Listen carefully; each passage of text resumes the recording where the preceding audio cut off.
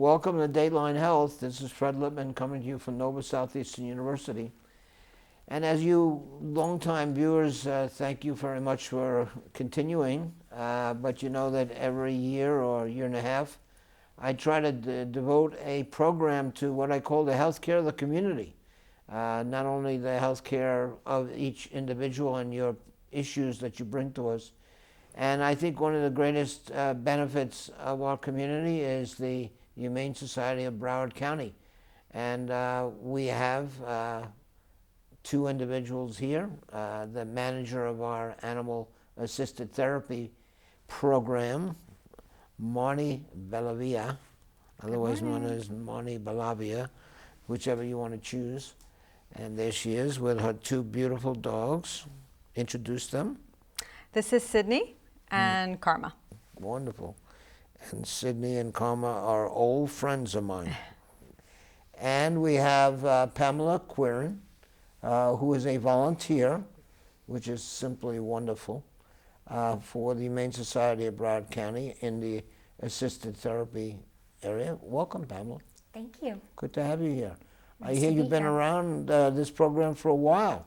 Yes, I am a longtime volunteer. I started volunteering in 2002 with another dog, Jasmine, and she and I were an animal-assisted therapy team for 9 years. And Bentley is my current dog. Right. He and I are a team for just under 2 years. Oh, that's wonderful. Well, he's a beautiful Labradoodle, right? Thank you. Well, folks, the reason we ask you to pay attention to this program is because it gives me the one time that I have during the year to tell you that we need you to support the Broward Humane Society, the Humane Society of Broward County, actually. And many of you have passed it. You've seen it on Griffin Road, just before the railroad tracks. Beautiful new buildings, by the way. It makes it very difficult for me to go in there, but now you have many more animals, otherwise known as pets, to be, and I can't take them all home. It's tough.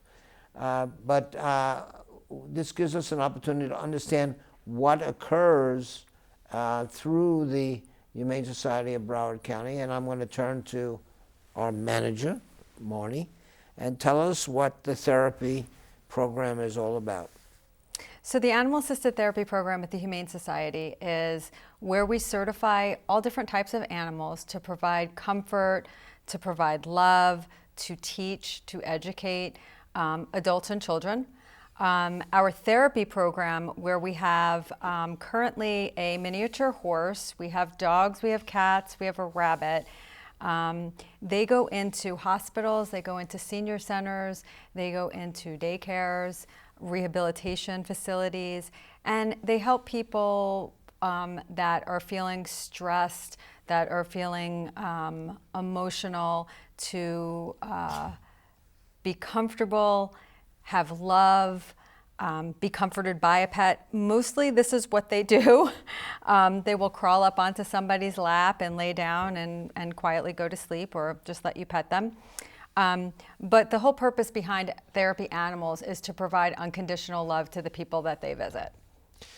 And you know, as the people who have seen these programs, which I do about every year and a half relative to the Humane Society of Broward County, know that the importance of the relationship of these pets, in this case is the assisted therapy program, how valuable they are to those people who need the comfort and need the kindness, and it's unrequired.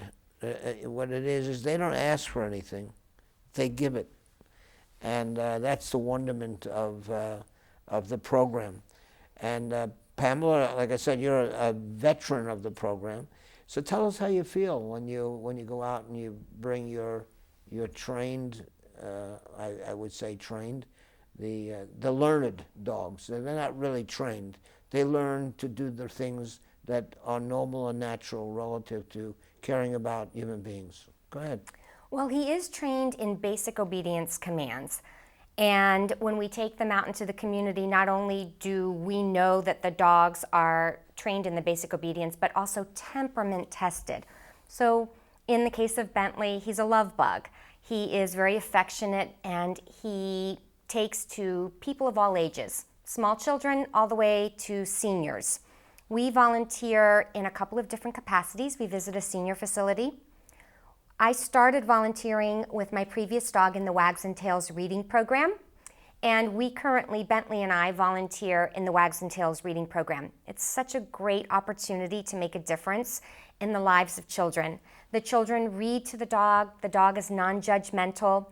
The children have an opportunity to interact with the dog. They may not have a pet at home.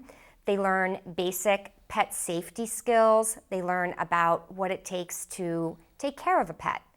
And in addition, it's an opportunity for them to enhance their confidence in reading, their social skills, and also to learn about kindness towards animals, but also kindness towards each other, the way that the program is facilitated and run.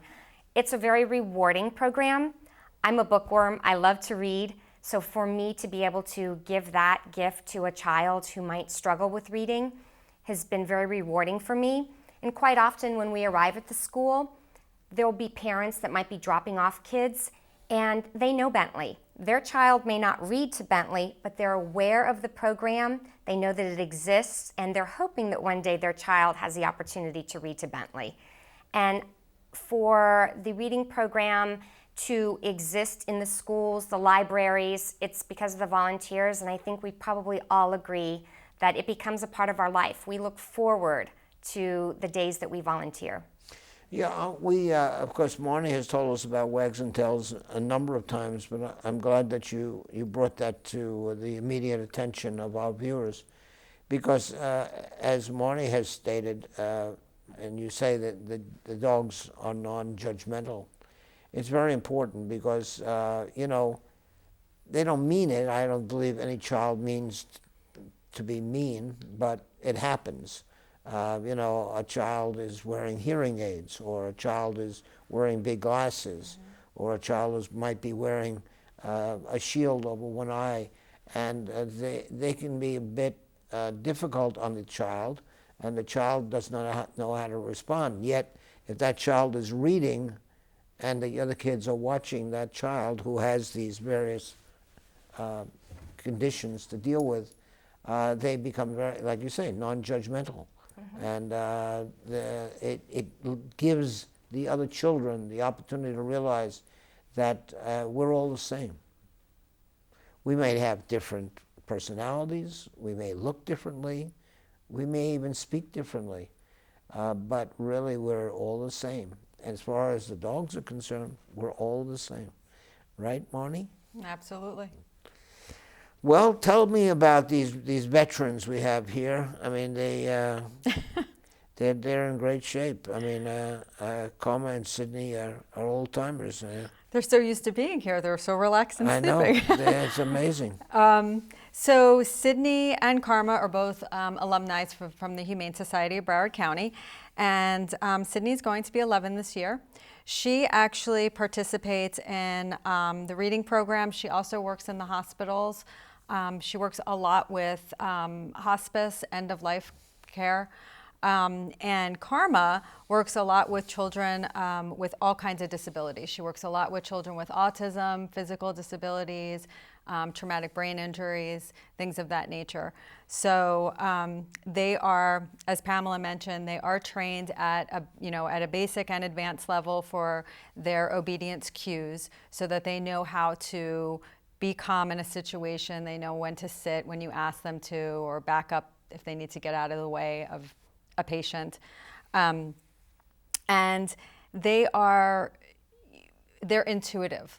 The part that you had mentioned about the not being trained for is the intuitive part that comes from animals. They have, they sense energy. They sense when somebody is upset. They sense when people are in distress, when their blood pressure may be high, elevated, and they bring, because they are non-judgmental, because they have unconditional love, they bring all that energy of peace and calming to the patients and the clients and the children that they interact with. And I know for me, for myself personally, I could do this all day long. I could just have them sitting on my lap and I could be all nice, peace, love, and granola. And that's really the whole purpose of therapy animals, regardless of what modality we're using them in. So whether they're visiting in a hospital to aid in stress relief, or they're working in a school to help a child become a more confident reader, the whole key behind it is that they are non-judgmental. They're not critical. They don't care what you look like. They don't care what kind of bad day you're having or what illness you may have. They just love you because they're bringing forth that unconditional love to make you happy, to make you feel good. You know, most of our viewers who have seen these shows in the past, and you're telling me now we're up to our 7th show, so either I'm getting old or you're getting younger. I cannot figure that one out. But the thing that they always strikes the viewers is the opportunity that these dogs give to the people with pain and suffering. And they allay their anxiety, and in a way, I'm not talking from the biochemistry side of it, there must be some endorphin release. There must be some opportunity for the body to say, I feel different. I feel kind and loved because of these animals. And I know that you see it all the time, because when you're in hospitals, hospices, elder care centers, nursing homes, I'm sure you see it. You must feel it. You have to feel it. Am I correct, Pamela? You do feel it, and not only do you feel it with the, for example, the senior facility, not only do you feel it with the residents, but you also feel it with the caregivers in the facility. You feel that their level of stress goes down when the dogs are present, not only for the residents, but for the caregivers. You can see the difference that the dog makes. Mm-hmm. You can see it on the faces, you can see it in the body language of everyone at the facility. Mm-hmm. So, Marni, manager of the Animal Assisted Therapy Program at the Humane Society of Broward. By the way, give us the address of the Humane Society. 2070 Griffin Road, and the telephone number is 954-989-3977. Okay, so that's the general number. Mm-hmm. And if they want to talk to the therapy or the assisted therapy program, they can just ask for it, hit the operator or hit some number, I guess. Yeah, or they could actually, we have a lot of information on our website, so our website is a very good place for them to go. It's humanebroward.com. And under the Get Involved section, we have all of our volunteer opportunities listed. So that's a wonderful place to go, as well as if you want to make a donation, or if you want any information on any of the programs and services that we offer to the community. Well, you know, again, I always say, and I'll let it slip, I always said I'm not supposed to say anything about donating to anybody, but I made a promise to some of the significant supporters of your facility, the Humane Society of Broward County, many years ago, that I would never forget the Humane Society of Broward. So if anybody wants to contribute, all it takes is a pen and a piece of paper, otherwise known as a check or a credit card, and figure out how to get some money to these programs. And not only for that, but to the savings of so many animals' lives. I know that it's not normal and natural to the therapy program, but talk a bit about the number of adoptions that occur at the Humane Society of Broward. We have an extremely high adoption rate. Almost all the animals that come into our shelter find loving homes, lifetime loving homes. It's very important that we understand as a community that the animals that are surrendered to us are owner surrendered. So that means that at some point somebody could no longer care for their pet. So we're looking at animals that had homes and no longer have homes. So we're trying to place them in lifetime homes. It's, when somebody's looking to do something and help an animal, there are so many ways that they can go about doing that. Of course, we love to have donations. We rely 100% on donations. We are private sector, so we don't receive any funding from the government, the state, United Way. We're not associated with any other humane society. So we do rely 100% on private sector donations. However, if you can't adopt a pet, which of course we would love for everybody to be able to do, there are a few key things that you can do to help animals. The first thing that you can do is make sure that all of the animals that you own or anybody else owns that you can pay it forward and let them know, they need to be sterilized. They should be spayed, they should be neutered so that they can't contribute to pet overpopulation. We do offer low-cost spay and neutering at the Humane Society. So that's always an option for people that have an unsterilized animal. The other thing is that we have a foster care program, which if you perhaps love puppies and you love kittens, but you can't make that lifetime commitment, but you can take care of one for several months or several weeks, that's a wonderful way to be able to give back by fostering and then being able to bring that animal back to the Humane Society where we can find a lifetime home for it. So, besides the donations, besides the adoptions and foster care, another great way that people can help our shelter is going on to Amazon. We have an Amazon wish list out there. You can choose the Humane Society of Broward County as your organization that you want a portion of your proceeds to go to. And we have a wish list on our website as well of all kinds of supplies we need. So one of the greatest things that people can do is when they're doing their spring cleaning or their summer cleaning, all those old towels you don't use anymore that are gently used, bring them down to the Humane Society. We wash and bathe every single animal that comes through our shelter, sometimes several times depending on how long they're there. So we can always use things like laundry detergent and paper towels and cleaning supplies, and it's all listed on our website as well. There are many, many ways that people can help support our Humane Society and help support the animals in our community. And just by word of mouth, by our TV show, when you do this TV show, we get a lot of phone calls from people that are interested in how can they help, what can they learn about the animal-assisted therapy program and our education programs. So all of those ways pay it forward back into the community. You hear that, folks? You see, you've been responding. So we're very pleased that you're responding. Give us the phone number again, Marni. 954-989-3977. HumaneBroward.com is our website. Good. Pamela, again, this is a rescued dog, and I know that you told me your previous pets were rescued too. Yes. So tell us your advocacy is dramatic, attested to by Ms. Bellavia. I think really this whole idea of your involvement is something that should be stated, because I'd like other people to replicate your feelings. So go right ahead. In addition to Bentley being an adopted dog, the animals that I've had previously, 2 cats and 1 dog, all 3 adopted as well.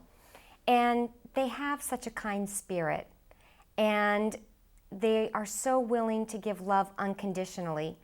And for me, there was never any option in my mind about going and purchasing a pet versus adopting. The thought of purchasing a pet never entered my mind. So when I was ready to bring pets into my life, I actually visited the shelter. And I'm very fortunate that having such a wonderful shelter nearby in Broward County made it easy to find an animal that fit my lifestyle. And in the case of my previous pets, they were kittens and puppies. And when I was ready to adopt again, I decided that I wanted to adopt a dog versus a puppy, simply for the fact that many dogs are overlooked. Many people want a puppy or a kitten. And when I adopted Bentley, he was 3 years old. I've had him for 3 years.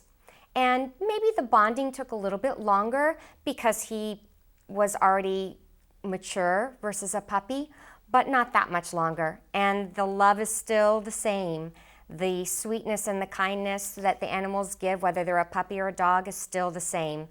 And in Bentley's case, his owner passed away, and I feel very blessed to be able to give him a home after he lost a home. It wasn't by choice that he didn't have a home anymore. And for so many animals at the shelter, as Marni mentioned, the owners are surrendering them for a variety of reasons, and all they want is a chance. And there's so many wonderful animals that people can bring into their homes. Well, there's no question about it. Like I said, my great problem is going into the shelter, not because I don't love the shelter, but because I go visit the animals, and it's like that movie, You Talk to the Animals. I have a tendency to talk to them. So, not that that's the way it is, folks. I told you the truth. I'm just wondering, Marni, how do, if facilities, for example, a adult care facility, a nursing home, and definitely hospitals, what do they do? Do they just contact the Humane Society or contact you? How do they do it? So any facility, school, library, actually any entity, organization that's interested in having our therapy animals come and pay a visit or visit on a monthly basis, on our website we have a form that they would fill out and they would send it to us, and then we would match an appropriate volunteer and animal with that facility. So it's as simple as going to humanebroward.com, looking under the Get Involved tab, clicking on Animal Assisted Therapy, join this program. And once we get that information, we look for the team that will best suit that facility. What is the normal training process? If I already have an animal and I would like the animal to be trained or be participatory in the therapy program, what is the normal natural occurrence? So what do you do? Mm-hmm.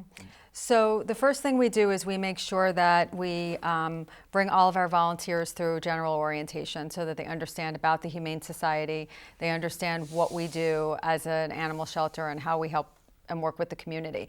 The next thing that we do after that is they would participate in an animal assisted therapy introductory class where we talk about everything from, is your animal appropriate? Are you appropriate? Zoonotic diseases, what types of obedience your dog needs to know in order to participate in the program. And then after that, we set up an evaluation or a meeting with that volunteer and their pet to see if they're appropriate.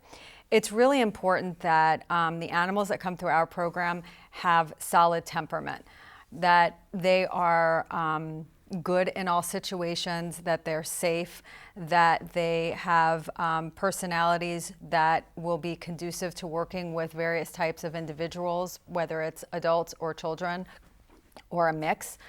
So we need to first make sure that they possess the right temperament. If they do possess the right temperament, then after that, we have to make sure that they are trained at least a basic level for basic obedience cues so that they know how to sit when we ask them to, how to walk nicely on a leash, how to stay when they're asked to stay.